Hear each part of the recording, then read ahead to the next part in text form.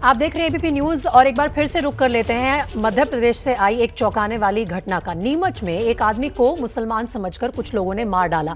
मारे गए शख्स का नाम दरअसल भंवरलाल जैन है और एक वीडियो इस पूरी वारदात का वायरल हो रहा है। इन लोगों ने भंवरलाल जैन को ना सिर्फ मारा, इस पूरी पिटाई का एक वीडियो भी बनाया और इस वीडियो में आप साफ देख भी सकते हैं, सुन भी सकते हैं कि पीटने वाले आरोपी लगातार उससे पूछ रहे हैं कि तुम्हारा नाम क्या है, क्या तुम मुसलमान हो, अपना आधार कार्ड दिखाओ। जब वो सही तौर पर इसका जवाब नहीं दे पा रहे हैं तो उन्हें पीट कर मार डाला।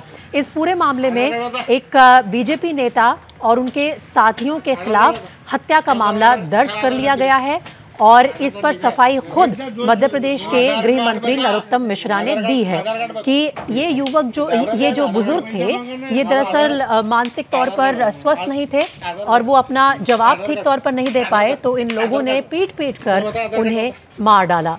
लेकिन गिरफ्तारी कब होगी आरोपी की, इस पर लगातार सवाल बना हुआ है। आरोपी खुद एक बीजेपी के नेता है और उनके साथी भी हैं। अब जिन बुजुर्ग की इन आरोपियों ने हत्या कर दी, उनके छोटे भाई अजीत हमारे साथ लाइव जुड़ रहे हैं, साथ ही मेरे सहयोगी ब्रजेश राजपूत भी हमारे साथ लाइव जुड़ रहे हैं। ब्रजेश का रुख करूंगी थोड़ी देर में, लेकिन पहले मैं अजीत जी आपसे कुछ सवाल लेना चाहती हूँ। इस वक्त मैं मानती हूँ कि परिवार में मातम पसरा है, लेकिन किस तरह की कार्रवाई की है पुलिस ने? और नरोत्तम मिश्रा जो कि गृह मंत्री है मध्य प्रदेश के, वो कह रहे हैं कि हमारी परिवार से बात हुई है। क्या आपसे बात हुई है सरकार में से किसी की? आप लोग संतुष्ट हैं कार्रवाई से? नहीं, हमारी बात तो नहीं हुई, लेकिन कल रात को मनासा थाने में हमारे जो छोटे भाई और सरसी गांव के अन्य लोग गए थे और वहाँ उन्होंने इसको जो दिनेश कुशवाहा नाम का जो व्यक्ति है और जिसने हमारे भाई की पिटाई करी है, उसके खिलाफ उनकी मृत्यु हो गई है, तो उसके खिलाफ धारा 302 और 304 के अंतर्गत मुकदमा दर्ज किया है, लेकिन उनकी अभी गिरफ्तारी नहीं हुई है। हम चाहते हैं कि उसकी गिरफ्तारी जल्दी हो और उसको कड़ी से कड़ी सजा मिले, ताकि हमारे परिवार में यह मातम जो छाया हुआ, निश्चित रूप से हमारे भाई दिमाग से कमजोर थे, लेकिन मानवीयता की हद हो गई जब मॉब लिंचिंग के अपन किस्से सुनते हैं। आज हमने हमारे परिवार के साथ इतनी बड़ी घटना हो गई है। हमारे जो बड़ी मम्मी है इस गांव की सरपंच है और निश्चित रूप से समाज सेवा में अग्रणी है, और वो भाई साहब हमारे जो बड़े थे 64 साल की उनकी उम्र थी, और जिस तरह से वो हम बेरू बाबू जी पूछने गए थे वहाँ से मिसिंग हो गए थे और वो मनासा में 2 दिन रहे और उनके साथ बुरा बर्ताव करके मारपीट करके उनकी आज मृत्यु हो गई। आज उनके कार्यक्रम के बाद हम निश्चित रूप से बहुत गमगीन हैं और हम शासन से मांग करते हैं कि जो नेता है बीजेपी का दिनेश कुशवाहा, उसको गिरफ्तार करके कड़ी से कड़ी सजा दिला जाए और उस मुकदमे के तहत पूरी कार्रवाई की जाए। अजीत जी, ये जो लोकल नेता है भारतीय जनता पार्टी के दिनेश कुशवाहा, जिनके ऊपर ये आरोप है कि अपने साथियों के साथ मिलकर उन्होंने आपके भाई की हत्या कर दी, क्या वो ऐसी गुंडाई की हरकतें और भी करते रहते हैं? ये तो बिल्कुल निर्ममता से एक व्यक्ति को पहले घेरा, उसे पीटा, जब वो अपना नाम नहीं बता पाया तो पीट कर उन्हें मार डाला। जी मैडम, वो हमारे भाई साहब इतने दिमाग से कमजोर थे कि उन्होंने 200 रुपये उसको दिए भी थे, और जब उसने बार बार आधार कार्ड और पैसे मांगे उस दिनेश कुशवाहा ने, उन्होंने कहा कि मैंने 200 रुपये दे दिए आपको। उसके बाद भी उनकी इतनी लगातार पिटाई की गई कि निश्चित रूप से वो मृत्यु के मुहाने पे चले गए और उनकी मृत्यु हो गई। ये तो हमारा सौभाग्य था कि हमको बॉडी मिल गई उनकी, ये तो वो लावारिस में चल के वो भी चली जाती बॉडी हमारे यहाँ से। तो हमको ईश्वर को धन्यवाद देते हैं कि हमें उनकी बॉडी मिल गई, लेकिन ये निर्ममता से जिस तरह की कार्रवाई मनासा में दिनेश कुशवाहा ने की है, इसको पुलिस प्रशासन और मध्य प्रदेश शासन से मांग करता हूँ कि कड़ी से कड़ी सजा दिलवाकर इस प्रकार की, क्योंकि देश का कानून भी है, संविधान भी है। अगर कोई आदमी आपको संदिग्ध लग रहा है तो उसको पुलिस थाने में सुपुर्द करना था। आप कोई कानून थोड़ी उसको सजा दे रहे हो, और आप उसको सजा दे रहे हो, आधार कार्ड मांग रहे हो, तो हम इसकी बहुत ही निंदा करते हैं और हमारे परिवार पे जो मातम छाया। संदिग्ध लग रहा था आप कह रहे हैं अजीत जी, संदिग्ध का क्या मतलब है? और ये दिनेश कुशवाहा को किसने जिम्मेदारी दी है कि वो संदिग्ध लोगों को ढूंढ कर पीटे? और वो तो उनसे पूछ रहे हैं क्या तुम मुसलमान हो? क्या धर्म के नाम पर ऐसे गुंडाई करते हैं बीजेपी के नेता? नहीं, अब पता नहीं है, लेकिन उनको संदिग्ध लग रहा था तो उनको पुलिस थाने में देना था ना। हमारे भाई साहब को भाई ये आदमी संदिग्ध है, आप उनको सजा दे रहे हो, उनको पिटाई कर रहे हो, बिहार में पिटाई कर रहे हो, उससे आधार कार्ड मांग रहे हो, उससे पैसे मांग रहे हो, क्या मतलब हुआ इसका? और उनकी मानसिक स्थिति देखो आप, वो आदमी किसी स्थिति में नहीं था और भूखा प्यासा था वो आदमी। नहीं, मैं ये भी जानना चाहती हूँ क्या वहाँ पे कोई और उस वक्त मौजूद नहीं था? आपको कुछ लोगों ने बताया उस वक्त कोई पब्लिक आकर, कोई और आकर क्या उन्हें बचा सकता था? क्या ये बीजेपी के नेता से, उनके गुंडों से इतना डर गई थी आम जनता भी कि कोई आ नहीं पाया बीच बचाव करने के लिए, आपके भाई साहब को बचाने के लिए?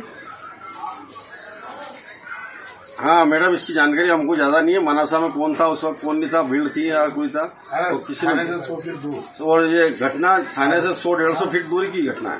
सबसे बड़ी बात ये है। अच्छा, थाना भी ज्यादा दूर नहीं है जहाँ ये घटना हुई हो, और उस आतंक के कारण किसी ने बताया नहीं हो। 150 फीट दूर मान लो मात्र। ये तो और भी चौंकाने वाली बात है अजीत जी। बिल्कुल मैडम, थाना बिल्कुल पास में था। और जब हमको लाश मिली उसके बाद हमारे पास वीडियो आया कि इस तरह से मारपीट से इनकी मृत्यु हुई है। तो पुलिस को तो मालूम होना चाहिए कि किस प्रकार से मारा गया उसको। और हैरानी वाली बात यह है कि पुलिस ने आपको बताया कि मारपीट के बाद आपके भाई साहब की हत्या हुई है, लेकिन जिस इंसान ने मारपीट की वो अभी तक गिरफ्तार नहीं हुआ है। नहीं, वो मारपीट वाला मामला तो वही बताया नहीं पुलिस ने आखिरी तक हमको। ये तो हमको वीडियो से पता चला कि मारपीट हुई उनके साथ। पुलिस ने आपको क्या बताया था? पुलिस को मालूम है, पुलिस ने छिपाया होगा इसको। पुलिस ने कुछ नहीं बताया कि लावारिस लाश मिली है और इसकी शिनाख्त कर रहे हैं हम। तो हमारे भाई साहब के रूप की शिनाख्त करी हमने, लेकिन ये नहीं बताया कि मारपीट से मारे। तो वीडियो से पता चला कि मारपीट से मारे गए। तो पुलिस ने अब आपको निशान थे वो हमने फोटो यहाँ बॉडी के लिए। हाँ, ये वीडियो पहले आपके सामने कब आया और इसके आने के बाद पुलिस ने आपको क्या बताया? ये वीडियो जब आया, जब हमारी लाश रास्ते में थी, मनासा से जावरा के बीच में लाश चल रही थी, उसी टाइम ये वीडियो वायरल हुआ। और हमको पता चला बाद में कि इनकी पिटाई भी हुई है और शायद उससे इसकी मृत्यु हो गई है। और बेदर्दी से पिटाई की वीडियो में आपको साफ दिख रहा है कि पैसे मांग रहा है, वो आधार कार्ड मांग रहा है बार बार। तो मतलब क्या हुआ उस आदमी के साथ, क्या मतलब क्या है वहाँ मनासा, क्या है वो? अगर नेता है तो ऐसे नेता लोग ऐसा काम थोड़ी करते हैं, सेवा करते हैं, किसी को मारते हैं क्या? और उसको व्यक्ति को संदिग्ध लग रहा था तो पुलिस आराम देना था। तो जब आपके सामने ये वीडियो आया, आपने ये पुलिस को दिखाया होगा। वीडियो देखने के बाद पुलिस ने कुछ कहा आपको कि हाँ ये गलत हुआ है आपके भाई साहब के साथ और हम इन लोगों के खिलाफ केस तो दर्ज कर दिया, लेकिन गिरफ्तारी कब करेंगे? वो भी देख के जा सकते हैं कौन है लोग जो पिटाई कर रहे हैं। हाँ नहीं, हम अंतिम संस्कार करने के बाद हमारे छोटे भाई और सरसी गांव के जो मित्र लोग हैं वो सब गए थे, और जो मनासा जैन समाज के लोग भी गए थे। इस प्रकार की हरकत हुई, उस पर मुकदमा दायर किया जाए। उसके बाद में उन्होंने 302 और 304 के अंदर मुकदमा दायर किया। दीवान 7:15 तो वीडियो के बाद देखने के बाद पुलिस को लगा कि यह मामला अब जो है काफी बड़ा है। 302 और 304 के तहत केस दर्ज कराया गया है। अजीत, आप मध्य प्रदेश सरकार से और अब पुलिस से अपनी मांग जो है एबीपी न्यूज के माध्यम से रखिए, और हम भी उम्मीद करते हैं कि आपको न्याय मिले, आपके परिवार को जल्द से जल्द इंसाफ मिले। बोलिए, आपकी क्या डिमांड क्या है? हमारी डिमांड है पुलिस प्रशासन और मध्य प्रदेश शासन से ये है कि आरोपी को जल्दी गिरफ्तार किया जाए और उसका रिमांड भी लिया जाए। वो ऐसे केस पहले कितना कर चुका है और आगे क्या भविष्य में उसकी योजना है। और जो इस तरह की मॉब लॉन्चिंग करके अगर किसी को हिंदू मुस्लिम करके मारपीट करके अपने आप को जब शासक बता रहा, तो ऐसे आदमी को बंद रखा जाए और धारा 302 और जो 304 की तुरंत कार्रवाई करे उस पर। बिल्कुल ठीक कहा आपने अजीत, बहुत शुक्रिया एबीपी न्यूज से बात करने के लिए। जी बिल्कुल। और देखिए, एक बुजुर्ग जो कि मानसिक तौर पर कमजोर हैं, उनको पीट कर मार डाला भारतीय जनता पार्टी के एक नेता दिनेश कुशवाहा और उनके साथियों ने। इस मामले को लेकर उनके खिलाफ 302 और 304 के तहत केस जरूर दर्ज हुआ है, लेकिन अभी तक गिरफ्तारी नहीं हुई है। सीधा चल लेते हैं मेरे सहयोगी ब्रजेश राजपूत के पास, जो हमारे साथ लाइव जुड़े हुए हैं। ब्रजेश, अब सबसे बड़ा सवाल यह है कि दिनेश कुशवाहा की गिरफ्तारी कब होगी? नरोत्तम मिश्रा मीडिया के सामने आकर बोल रहे हैं कि परिवार अभी तक की कार्रवाई से संतुष्ट है, लेकिन परिवार संतुष्ट तब तक नहीं होगा जब तक उन्हें इंसाफ नहीं मिलेगा, दिनेश कुशवाहा को अरेस्ट नहीं किया जाएगा।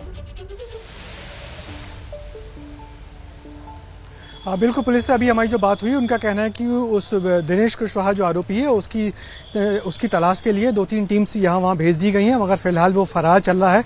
उसकी पत्नी बीजेपी की पूर्व पार्षद रह चुकी है इस जगह की। बीजेपी का वो जाना माना कार्यकर्ता है, नेता है, जो और ऐसी गुंडई की हरकतों में वो इन्वॉल्व रहता है, जिसके चलते हम लोगों ने देखा कि इस बेरहमी से उसने एक बुजुर्ग व्यक्ति की सिर्फ इसलिए पिटाई की क्योंकि उसको लग रहा था कि ये जावरा से आया है, जहाँ से मुस्लिम तीर्थयात्री वगैरह शहर में आते रहते हैं।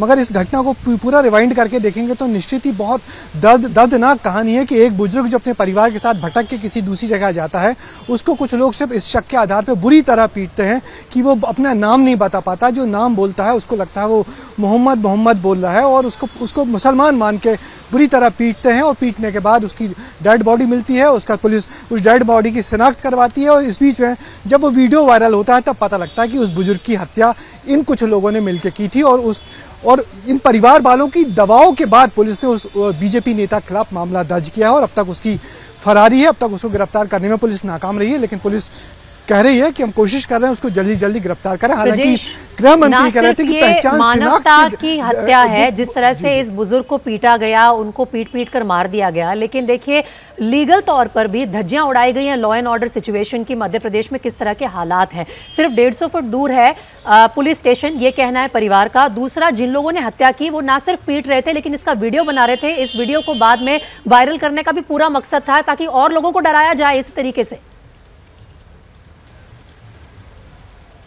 बिल्कुल, इससे साफ लग रहा है कि ये जो गुंडई करने वाले हैं या इनके हौसले कितने बुलंद हैं कि जरा सी बात पे लोगों को मारते हैं, पीटते हैं, कानून अपने हाथ में लेते हैं और सिर्फ इसलिए कि वो आदमी मुसलमान था। माने सीधी मॉब लिंचिंग है जिसको पुलिस प्रशासन मानने को तैयार नहीं है। मगर उस पूरे इलाके में जिस तरीके की लगातार घटनाएं हुई ना, हमने पिछले दिनों भी देखा था नीमच में एक आदिवासी को सिर्फ इसी घसीट के मार डाला गया था कि उस पर कोई शक हुआ था। तो निश्चित ही मध्य प्रदेश में जिस तरीके से घटनाएं हो रही हैं, कुछ दिनों पहले सिवनी में भी दो आदिवासियों को पीट के मारा गया सिर्फ इसलिए कि उन पर शक था कि वो गाय का मांस बेच रहे थे या गाय काट रहे थे। इसी बात पर बीजेपी और बजरंग दल के लोगों ने उनको पीट के मार डाला।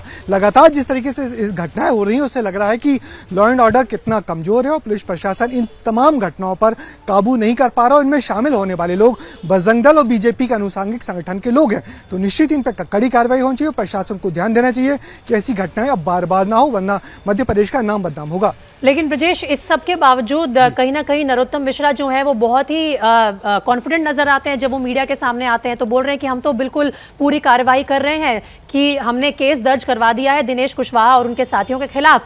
गिरफ्तारी अभी तक नहीं हुई है लेकिन परिवार वो कह रहे हैं कि संतुष्ट है। किस आधार पर कह रहे हैं कि परिवार संतुष्ट है? कोई भी अभी तक जो भी कार्रवाई हुई है प्रशासन की तरफ से या पुलिस की तरफ से उससे संतुष्ट नहीं है। नहीं, बिल्कुल वो इस मामले को ठंडा करने के लिए बार बार बोल रहे हैं कि परिवार के लोग संतुष्ट हैं, क्योंकि वो जो जैन समाज के व्यक्ति हैं, जो बुजुर्गबाद जिनकी मौत हुई है 64 साल के, वो जैन समाज के हैं। जैन समाज बीजेपी का एक बड़ा वोटर है, इसलिए बार बार कह रहे हैं कि परिवार से बात हो गई है, परिवार के लोग संतुष्ट है। मगर साथ ही साथ वो ये भी बोल रहे हैं कि ये सिर्फ वो आदमी मंदबुद्धि थे, अपना बयान ठीक से दे नहीं पाए थे, जिसके चलते गलतफहमी हुई। तो क्या सिर्फ गलतफहमी के चलते किसी बुजुर्ग की पीट कर हत्या की जाती है? ये वो सवाल है जो मध्य प्रदेश की जनता, मध्य प्रदेश के शासन, गृह मंत्री और मुख्यमंत्री से पूछ रही है। क्या इसी बिना पे किसी बुजुर्ग आदमी की हत्या कर दी जाएगी कि उसको मुसलमान होने का शक है या संदिग्ध होने का शक है? यदि वो संदिग्ध थे तो सबसे बड़ी बात तो ये है कि बीजेपी के नेता को किसने ये ठेका दिया है कि आप जाके पता करें कौन संदिग्ध है कौन नहीं है। अगर कोई संदिग्ध है तो आप उसके खिलाफ कार्रवाई खुद करने लग जाएं। और संदिग्ध किस मामले को लेकर है कि वो सिर्फ मुसलमान है, दूसरे धर्म का है? आपको किसने ये ताकत दी है? सबसे पहले तो नरोत्तम मिश्रा से ये सवाल पूछना चाहिए कि किस जिम्मेदारी के चलते, किस ऐसी ठेके के चलते उनके जो नेता हैं वो फैले हुए हैं और ढूंढ रहे हैं लोगों को जो कि दूसरे धर्म के, और फिर उनकी पिटाई कर रहे हैं। ये किस तरह के हालात हैं? बिल्कुल, निश्चित ही मध्य प्रदेश में जो लगातार ऐसी घटनाएं हो रही हैं वो बहुत बेहद शर्मनाक और बता रही हैं कि पुलिस प्रशासन का कंट्रोल इन तमाम लोगों पर रह नहीं गया है जो बीजेपी या उनके अनुसांगिक संगठन से जुड़े हुए लोग हैं। लगातार इस तरीके की घटनाएं सामने आ रही हैं। सिवनी में 2 आदिवासियों को पीट कर मार डाला गया। यहाँ पे भी इस बुजुर्ग आदमी को सिर्फ इसलिए मारा गया क्योंकि शक था। यही बात इस बुजुर्ग व्यक्ति के परिवार के लोग भी कह रहे हैं कि यदि आपको लग रहा है कि व्यक्ति संदिग्ध है तो पास के पुलिस थाने में खबर करिए। आप क्यों उस पर कानून हाथ में ले रहे हो? आप ये भी देख रही होंगे कि उस वीडियो में किस बुरी तरीके से एक बुजुर्ग आदमी को पीटा जा रहा है। निश्चित ही बहुत ही निहायत अमानवीय घटना है कि जिस तरीके से उस बूढ़े आदमी को जो बोल नहीं पा रहा, जो बता नहीं पा रहा, उसको लगातार तमाचे मारे जा रहे हैं और इस बुरी तरह पिटाई की गई कि उसको जान गंवानी पड़ी। पुलिस ने सिर्फ सिंपल मर्ग कायम करके उसको मामले को दबाने की कोशिश की। यदि परिवार के लोग वहां नहीं जाते, वीडियो वायरल नहीं होता, तो शायद ये बात भी सामने नहीं आती कि इस पूरे मामले के गुनहगार कौन लोग थे। वीडियो वायरल हुआ तब जाके गुनहगार का पता लगा। दिखा रहे हैं, हम अपने दर्शकों को भी कह रहे हैं कि ये आपको विचलित कर सकती है, क्योंकि अमानवीय घटना है और एक ऐसी घटना है जो ना सिर्फ हैरान करती है बल्कि हम सबको, हर हिंदुस्तानी को परेशान करती है कि एक व्यक्ति जो अपने घर से दूर है, बुजुर्ग है, वो अपना नाम नहीं बता पा रहा, तो बीजेपी के कानून के ठेकेदार आते हैं और आके उनकी पिटाई करना शुरू कर देते हैं। इस कदर उनकी पिटाई की जाती है कि वो अपनी जान गंवा बैठते हैं। ब्रजेश, इस पूरे मामले पर आप लगातार नजर बनाकर रखिए, आपके पास लौटेंगे और अपडेट लेंगे।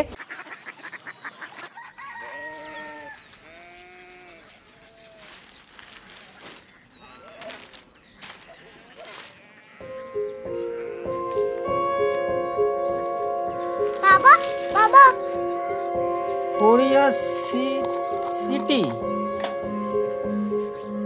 জানি না।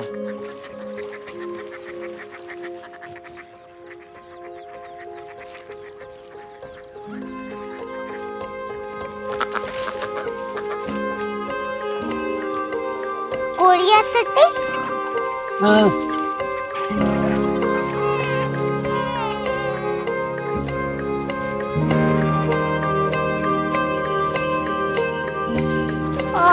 कोरिया सिटी कहाँ पे है?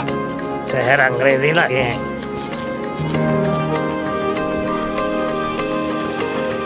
Korea city.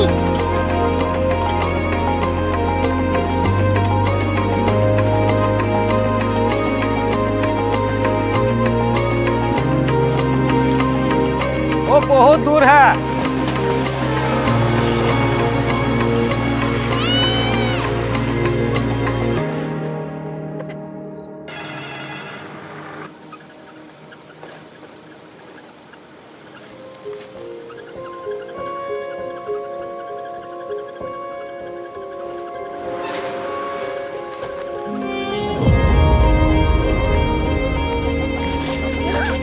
Korea city?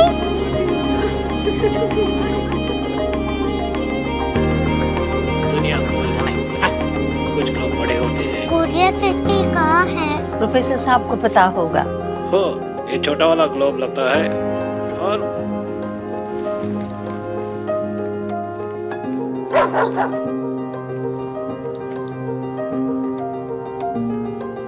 पता नहीं, मेरी बेटी से जाके मिल लो, शायद उसे मालूम हो।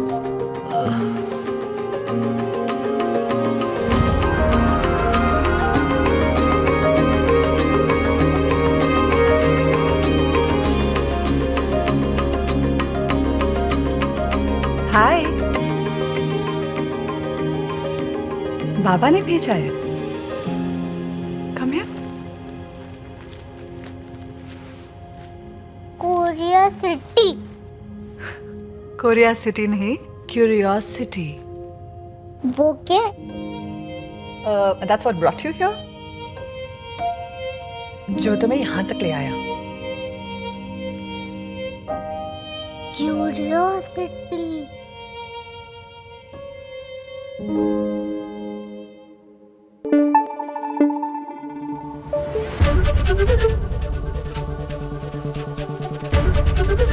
एबीपी न्यूज आपको रखे आगे।